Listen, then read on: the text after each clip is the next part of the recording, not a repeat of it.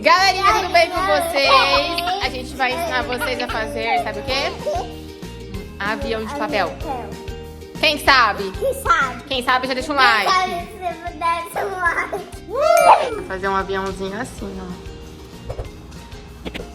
Ó, você pega uma folha aí na tua casa, qualquer folha de revista, jornal, tá? Qualquer um, papel sulfite.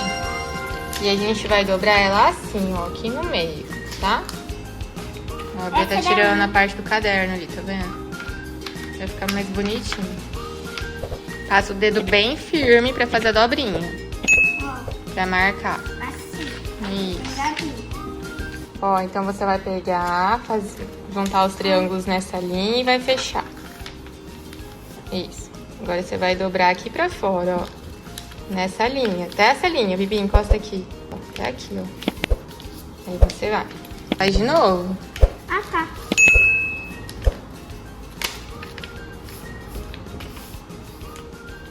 Legal de fazer. Agora deixa eu fazer o resto. Uhum.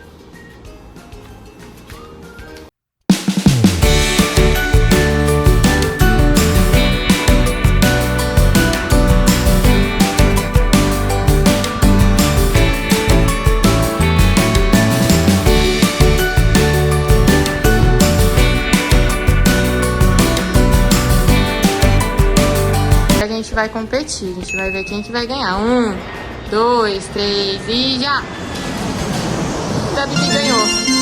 E aí, galerinha, vocês gostaram desse vídeo? Então deixe seu like, se inscreva no canal.